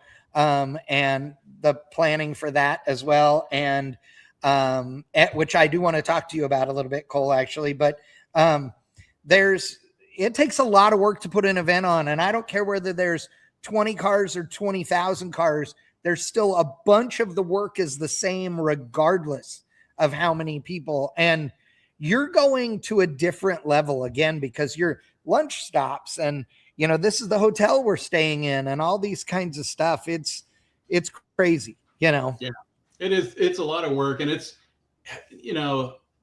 if I was doing this to make money, I wouldn't be doing it. I'm doing this to have fun, and because this is my passion. Ultimate Adventure, the staff that work for me, we used to joke around and call this Cole's Ultimate Vacation, and invite my closest friends along with us.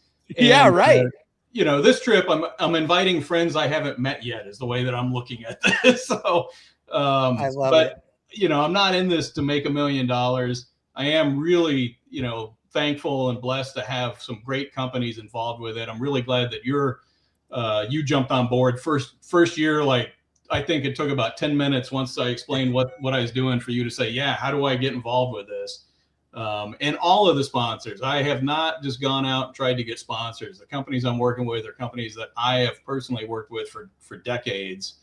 Yeah. Heat Shield Products is our presenting sponsor. Great group of people there, made in USA product.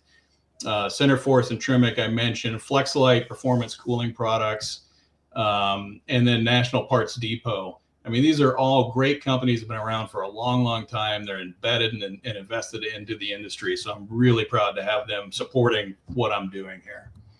Well, and I think it's important to mention that, nowadays, you run your company that not only is doing these events, but represents different companies in the automotive aftermarket for all of their marketing and PR needs. And Flexolite's one of those, and you've been doing that for a long time, working with them, and they have great products. Obviously, everybody knows the Flexolite brand. But one that I did not plan this, but one that I want to point out also to everybody that's watching, look for SQR performance parts in your part store, and I'll let Cole tell us a little more about where you can get those.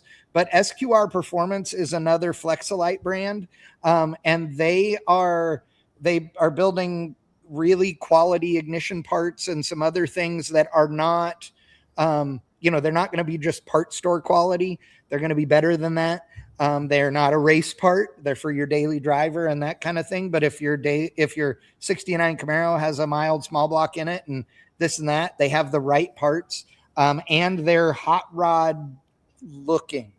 When I say that, they're like not weird colors. They're grays and blacks, and they look good in an engine compartment and all of that.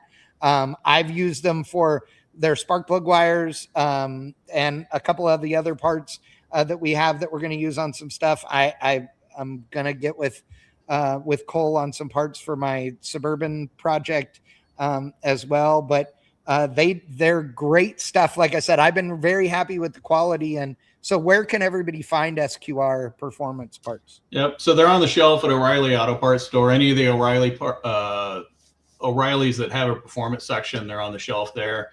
And then other companies that sell Flexolite product also sell them. So Summit Racing, Jag, Speedway Motors. I'm probably forgetting some, but those are, if you shop at those companies, they sell it. Anywhere you normally buy your speed or performance parts, ask them if they sell SQR Performance and Flexolite. Yeah, they're spark plug wires, ignition control modules, HEI distributors, all of that is available from them. And like I said, like good quality stuff. Yeah. Whether it's universal or direct fit, When we decided to get into that market, it's very crowded and there's a lot of really good quality product out there. So we said, we've got to be better. We wanted to be in that street performance segment. So we wanted to be affordable, but lower resistance, that's better performance, and higher heat resistance. So they're not going to burn or melt at a lower temperature as the common ones that are out there. So they're a really good quality product. And like you said, they're gray wires with black boots, so they blend in and disappear instead of scream for attention under the hood. Right. Yeah, they're really nice quality products. And I have to tell you, like, I'm a subtle guy under the hood most of the time.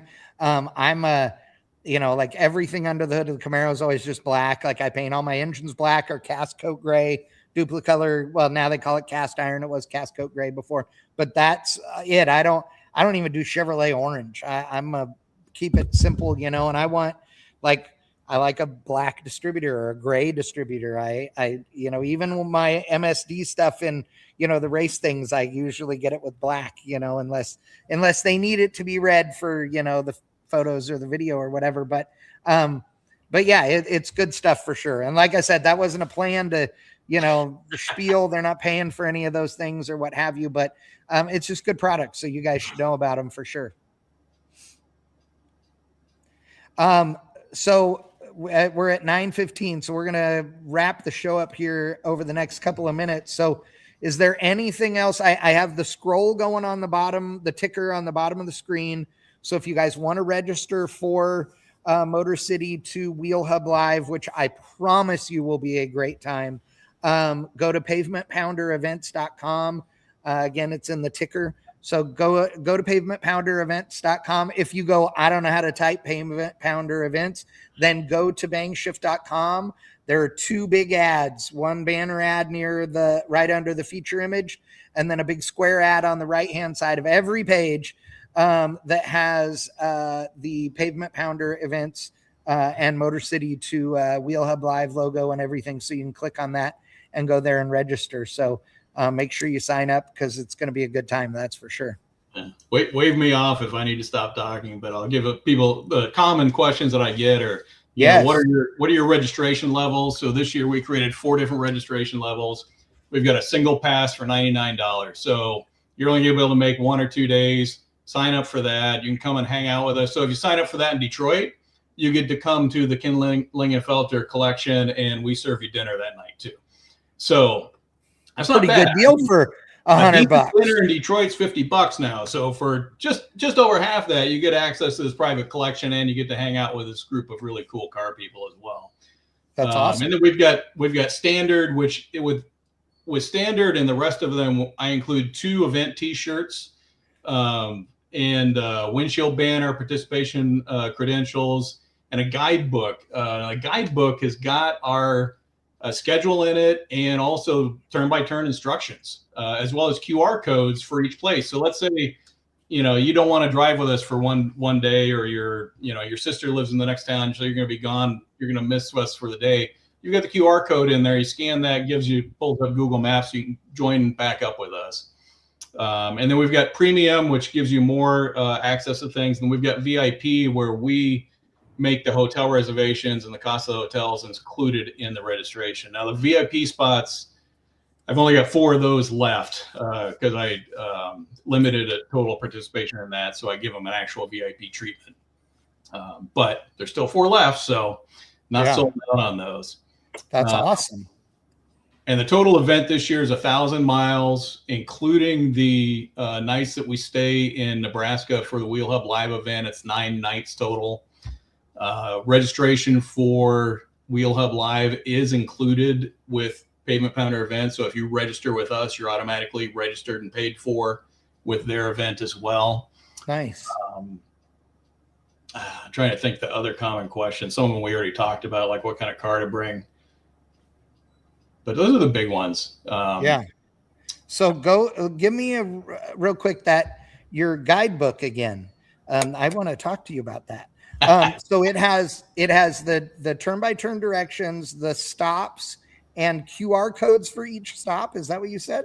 Yeah. So like even our lunch spots, we've got a QR code in there. So if you got separated from the group for whatever reason, you scan that QR code, it pulls up Google Maps and gets you to where you need to be. That's awesome. Now, you might not follow our exact route because Google Maps can reroute you according to traffic and all that other stuff. But if you've broke down and you're behind by 2 hours, you don't care. You want to get there anyway. Yeah, exactly. Yeah, you want to bypass everything in the shortest route possible. Yeah, the guidebook is 48 pages. So it's not a little flyer that's thrown in a goodie bag. This is a real actual, and I do a spiral bound book too, so you can flip. I was just going to ask you that. I swear to God, that's how big a stupid idiot I am about the details. So is so that you can fold it all the way back. I mean, do we have 10 seconds? I'll go grab mine. It's in my office. Okay, so I'm going to screw this up because I'm going to say this out loud, but I had no idea that his guidebook was that detailed. I just knew he had a guidebook. But I want to talk to him about it for my drag and drive, but who knows? Maybe I'll do it for the, Rocky Mountain Race Week too. So I mean, it's like a tourist book, and for the credential day. So the first day when people arrive and check into the hotel, we don't have planned activities, but I've got recommended activities in the area here with information on it. And then each day we've got the map, which just gives you an idea where we're going. Here's our schedule. And then we get into destinations. Our first destination that day was a muffler man. Scan that QR code and it pulls up this set of Google Maps instructions. That is awesome. That is and like I said, this is 48 pages. This one's the Route 66. Now I did just add this guidebook to the Pavement Pounder Events website. So last year's guidebook is now available and you can view it. You can download it as a PDF off of our website. And after the Motor City to Wheel Hub live event, I'll do the same thing there. Because even if you're not going to do the whole route, there's some really cool roads that you might not have known about. Yes. And some cool places. Like, how many of you have heard of Carl's Customs in Iowa? No. Crickets, right? Yeah. Oh, one. All right. This place is amazing. This place is amazing. It was a spinoff of Carl Moyer Chevrolet.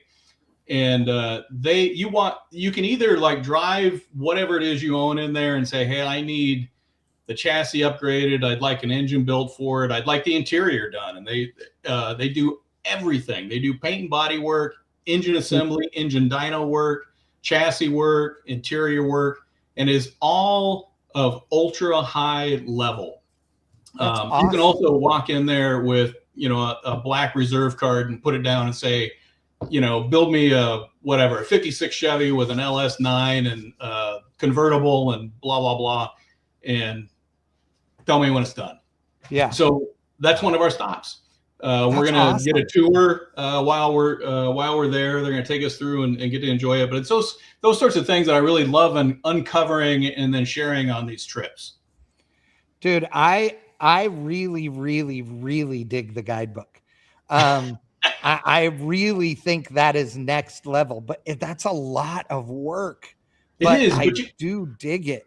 This goes back to what Aaron was saying, though. I'm a magazine guy. So and Ryan, because that's one that you would keep, right? Buddy, like that's I hate arguably using my phone. You right? Give me that, and I am a happy camper. It's funny though, because think about that. Like, if you went on, you go on Power Tour and you get a long haul trophy, right? And it's a street sign or whatever it is. I have a jillion of them, right? All different stuff, and that was cool, but you'd keep that like you would the old magazines you're talking about, Ryan. Like, that's a cool thing to hold on to. Dude, you can always reminisce. Hey, you remember when we went on this deal? This was awesome. Yeah, we broke down and we had to pull the motor out. You know what I mean? Like, yes. And I do also give every participant, not just, so far we've only had long haulers, but everyone who participates, I give a metal sign that goes up in their garage.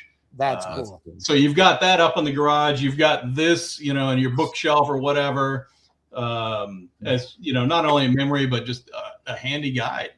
Yeah.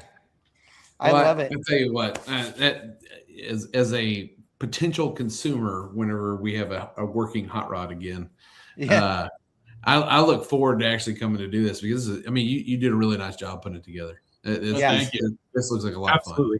Absolutely. It's not a surprise to me that you do this well. I mean, knowing you all these years, but at the same time, it's still like you went above and beyond. It's really cool, dude. Like, seriously, I'm stoked about that. And I know that the first one was a success already, and I know this one's going to be even bigger, and I know that this will snowball and all the things. I am really looking forward to the day when you're like, okay, we have 300, slots, and it sells out in a day. Like, I know that will happen. It happens on all our drag and drives and all that stuff, but it didn't happen the first year or the second or the third. Like, it took a while, but that's awesome. And I'm actually, as long as it stays small, I'm happy. 300, I think, is the largest group that I can take and still make sure everybody is having a good time. And to give them time, you said something earlier that struck me. So you talked about Gray Baskerville and his signature on there, right? So obviously, I mean, if you're out there watching and you don't know who Gray Baskerville is, arguably one of the most famous people in Hot Rod magazine history. Okay. And they referred to him as old dad. He was the old guy from the beginning. Freiberger, named his son, Jimmy, his middle name is Gray, after Gray Baskerville. Right. So, it's, Gray is the icon, always will be. I met him, the very first time that I met him was on that Power Tour, okay, in 2000. And And what was funny is we had met him a couple of times just in passing during the first couple of days or whatever.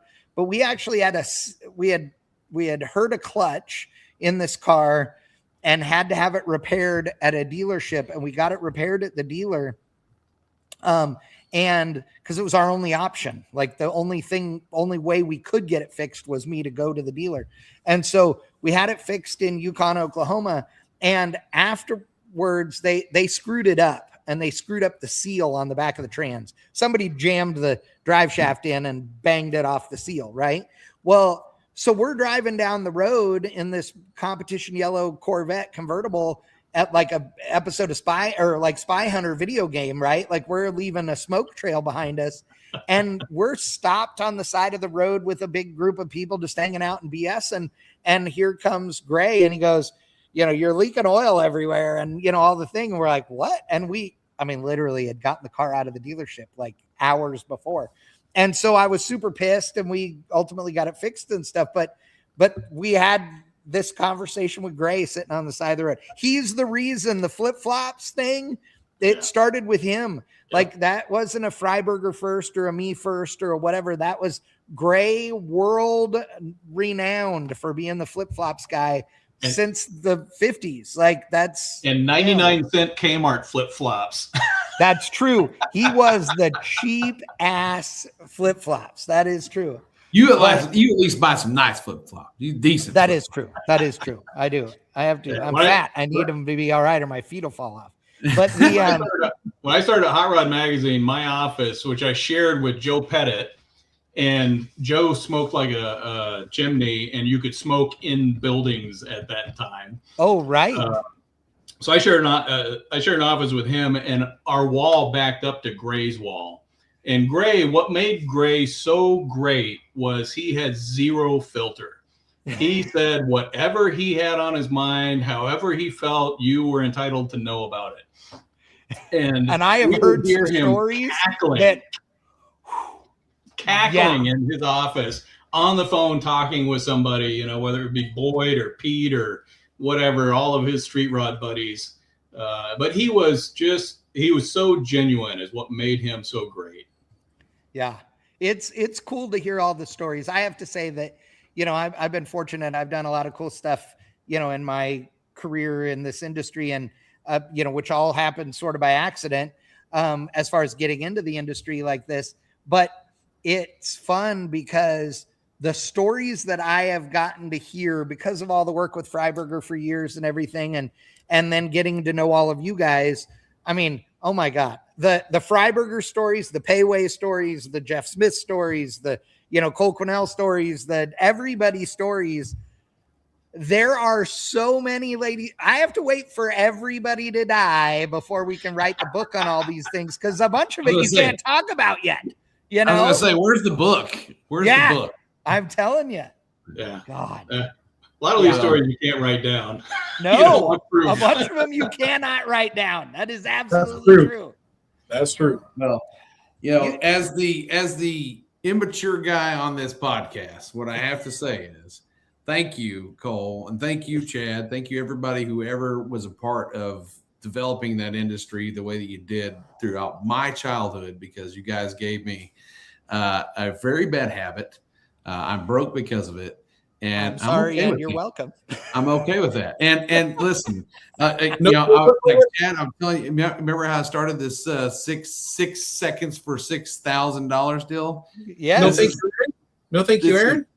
Oh, thank you, Aaron. Yes, thank you. Yeah, no, yeah, thank you as well. I'm sorry. My apologies. What I think he was saying was that you're young in that statement. Yeah, I was calling out the old guys over here. You guys are the young Hollywood squares. These are the old Hollywood squares. The same age. Yeah, well, what? Really? There's no way you look great, man. There's no way. Anyway, so what I was getting at is all the inspiration behind that whole deal, Chad. Like, I haven't told you this yet. The inspiration behind the whole deal was I broke out my old magazines and I was reading a tech article, and I want to say it was on it was in the 90s. It was 96 or 7, something like that. It was like, go get into the 12s for $2,500, something like that. And then I had the 9 seconds for 10 grand. Can you go 9 seconds for 10 grand?